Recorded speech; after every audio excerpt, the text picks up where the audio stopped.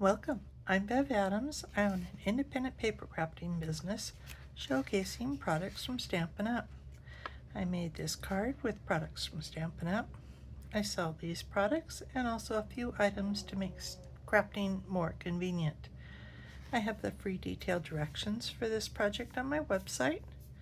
You'll also find links for the products that I used. If you just click those links, it'll take you to my online store at Stampin' Up. You'll see where to find all of that at the end of this video, so don't worry about taking notes. It's time to put stamps, ink, and paper together. For this card, I'm using Layered Thoughts and the Glass and Gardens embossing folder. My colors are Blueberry Bushels and white. I love Blueberry Bushel. It's a very bright blue without being too in your face bright. I have a card base that's 8.5 by 5.5, scored at 4 1/4, and 2 pieces of white cardstock, basic white cardstock that's 4 by 5 1/4. And I also have an envelope, of course. I need to start this card by stamping my happy birthday. Of course, there's some other nice greetings in there too. You could stamp thanks or love or thinking of you. The of you are small and in cursive. Happy birthday to you. But I'm just doing happy birthday. And I'm going to stamp this near the top of my card. And centered left and right.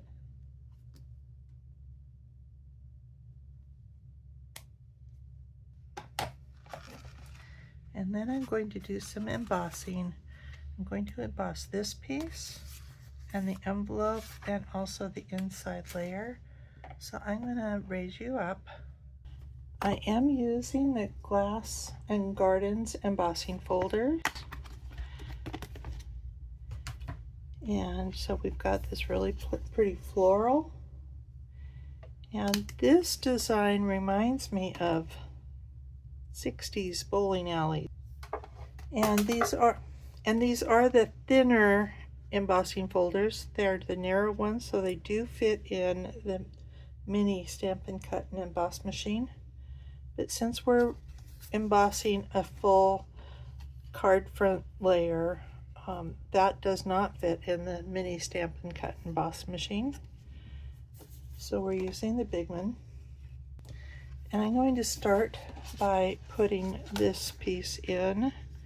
I've got the Stampin' Up logo facing up, and I want to have some of these lines, and it's okay with me if they come up to the birthday, maybe even go through the words. I want to pay attention to the bottom lines too. Are those even? So I'm happy with that, so I'll put that in the machine. So I need the number 1 platform. I do not need the die cutting. And I need 2 clear plates. These are the number 3 plates. And rolling those through the machine.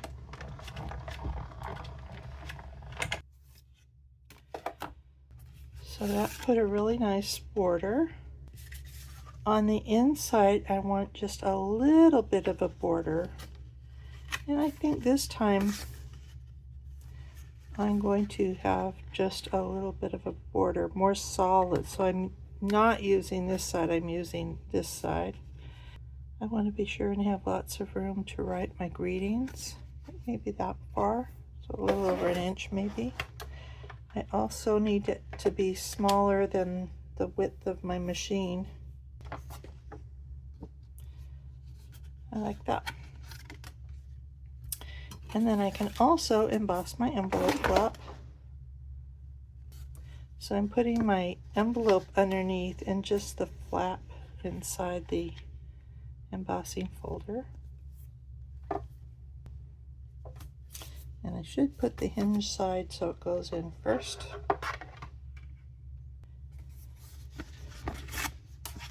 And there I have it. And there I have a coordinated envelope. And I've got you brought back down. I'm going to put the inside with the border on it.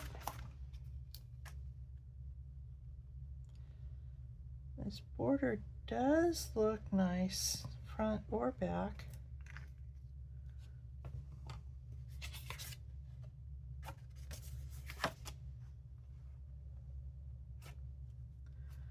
So put that in. And I need to do some things to the card front.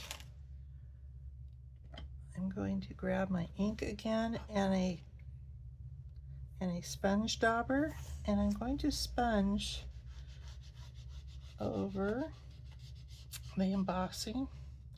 And I am doing an ombre look, so I want the bottom to be pretty dark.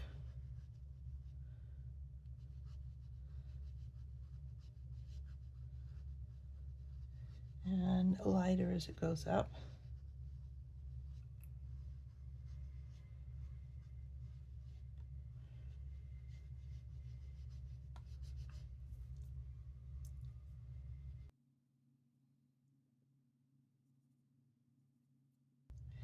And how you use the sponge dauber is really up to you, but it really brings out that embossing a little bit higher.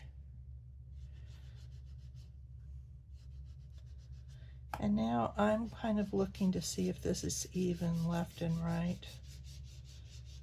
And again, doing kind of a gentle ombre. Don't want any sudden lines. And I have some of this white ribbon. It's 1/4 inch wide. I said that this should be about a 10-inch ribbon, so I'm going to go ahead and cut this in at 10 inches. And here's another way that might be easier for you to tie a knot. So I'm going to cut that in half.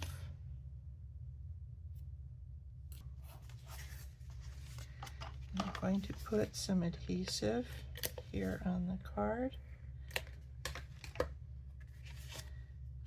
and just put this down on the adhesive.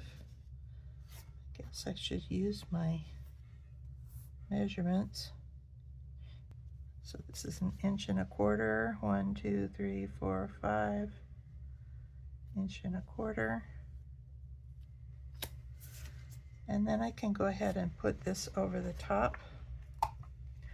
I do tend to use the liquid adhesive when I'm doing embossed layers. Sometimes the embossing kind of breaks down the cardstock a little bit, and you end up pulling a layer of the paper up with the Stamp and Seal. So now I've got my ends and they are attached, so I can tie a knot. But I've saved myself a lot of ribbon there in between. And I do not know how to tie a knot without using a third hand. And the craft tweezers from the Embossing Editions kit works perfectly.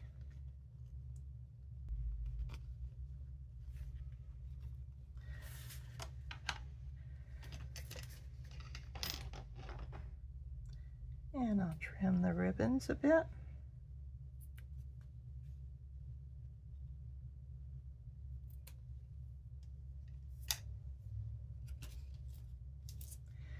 And I'll add a few of these iridescent faceted gems. So pretty.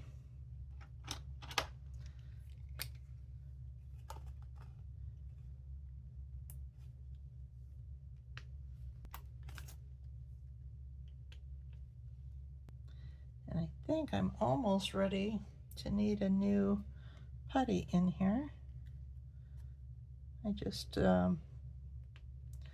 squeezed it down a little bit just now to help with this project.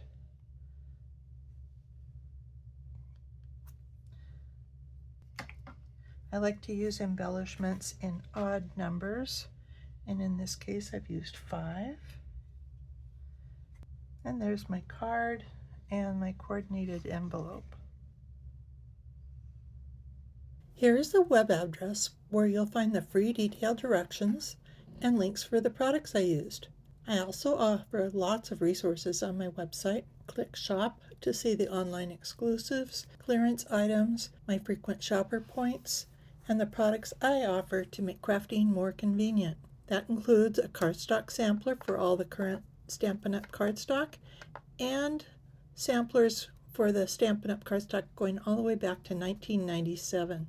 Click Inspiration to scroll my projects. You'll find the directions and images all the way back to 2011. You may also want to check out the Basics button where I share about stamps, ink, and paper, card cutting bases and layers, and some of my favorite tools. Click Getting Organized to find lots of free resources like case inserts, labels for just about every product, catalog tabs, color tools, and much more. More organization means more time for crafting.